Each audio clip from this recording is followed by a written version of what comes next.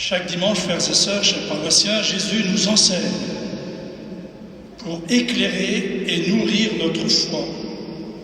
Comme pour la foule rassemblée devant lui, Jésus utilise des paraboles, des histoires qu'il raconte, avec cette délicatesse soulignée par Marc dans l'Évangile. Jésus leur annonçait la parole dans la mesure où ils étaient capables de l'entendre. J'espère, puisque nous sommes après Pâques et à la lumière de la résurrection, que vous êtes capables d'entendre ce que Jésus nous enseigne aujourd'hui. Même si vous ne comprenez pas tout, ayez confiance, puisque Jésus nous enseigne à la mesure de ce que nous sommes capables d'entendre et donc de comprendre pour éclairer notre vie, de baptiser. Jésus nous parle ce matin du royaume de Dieu avec ces deux paraboles, deux images de la vie ordinaire.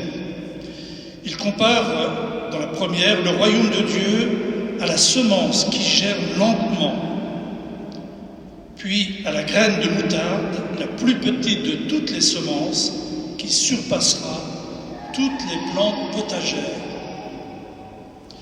La première parabole parle d'une semence qui pousse selon un processus naturel, semaille, croissance, moisson.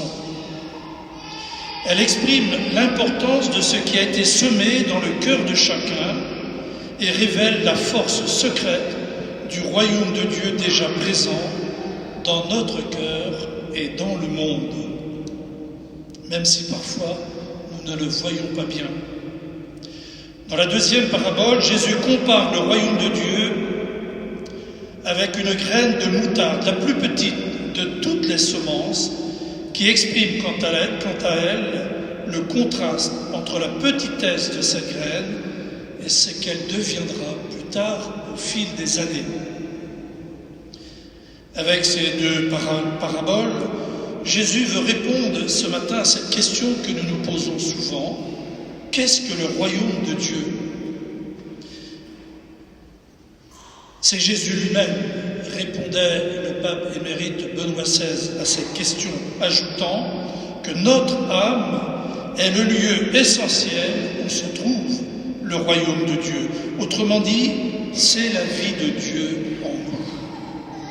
Cette vie reçue à notre baptême, lorsque nous avons été plongés dans la mort de Jésus pour renaître à la vie nouvelle de Christ ressuscité. Oui, nous l'avons reçu comme une semence, enfouie dans le cœur de chacun, comme la petite graine de moutarde qui va grandir et faire grandir afin de faire de nous des disciples du Christ, courageux pour témoigner notre foi. C'est en effet le trésor de la foi, de l'espérance et de la charité que nous portons en nous, comme l'écrit saint Paul dans l'une de ses lettres, comme dans des vases d'argile. Nous connaissons bien notre fragilité. En devenant enfant de Dieu par son baptême, Léana, dans quelques instants, va recevoir cette semence de la vie et de l'amour de Dieu. Bien sûr, pour que cette semence de vie grandisse, il faut la cultiver, la nourrir et l'enrichir. C'est à vous, les parents de Léana, de l'éveiller à la foi qu'elle va recevoir pour qu'elle découvre que par son baptême ce matin, elle devient enfant de Dieu, qu'il aime et l'appelle à aimer. Son parrain et sa marraine l'aideront en témoignant leur foi et leur espérance à travers leur vie quotidienne. C'est aussi à nous, à vous, la communauté chrétienne, la communauté paroissiale, d'aider les baptisés, enfants, jeunes et adultes, à grandir dans la lumière de la foi, en découvrant qu'ils sont aimés de Dieu et appelés à aimer comme Jésus nous aime. Comme pour le semeur de la parabole, il faut du temps et de la patience. Patience avec nous-mêmes et patience avec les autres. pour que la parole de vie déposée dans le cœur de chacun grandisse afin de donner de beaux fruits, des fruits de paix et de joie, des fruits de patience et d'accueil et de bienveillance.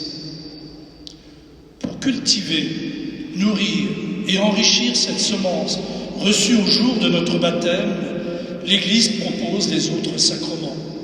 La communion, dans quelques années, on invitera Léana à se préparer à sa première communion pour nourrir sa vie à celle de Jésus.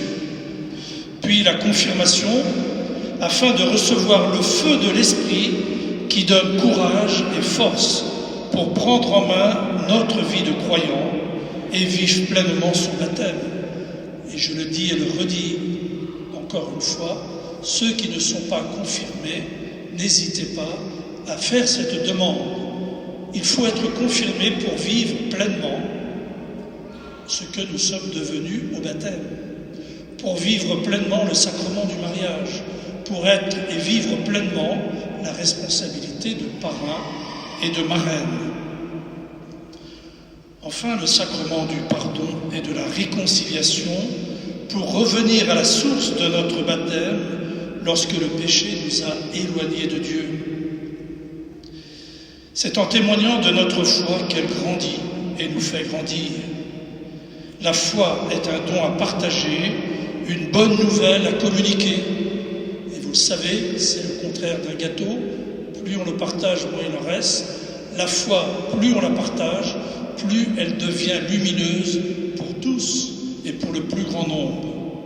Vous voyez notre responsabilité. Rappelons-nous également la réponse de Jésus à ses apôtres venus lui demander « Seigneur, augmente en nous la foi ». La réponse de Jésus « Si vous aviez de la foi gros comme une graine de moutarde, vous auriez dit à l'arbre que voici, déracine-toi et va te planter dans la mer, et il vous aurait obéi. » La foi comparable à un grain de moutarde ne se mesure pas. Comme une graine presque invisible, elle contient une puissance extraordinaire de vie et d'amour, bien au-delà de ce que nous pouvons imaginer. Les saints nous le rappellent par leur attachement et leur fidélité au Christ jusqu'au sacrifice de leur vie. Frères et sœurs, cette réalité si mystérieuse du royaume de Dieu, c'est le règne de Dieu dans le cœur de l'homme, baptisé depuis de nombreuses années, que le baptême de Léana ravive en chacun de nous la grâce de vivre joyeusement l'aujourd'hui de notre baptême et notre désir d'aimer comme Jésus nous a aimés en devenant disciples missionnaires. Que le feu de l'amour du Christ ne s'éteigne jamais dans nos cœurs.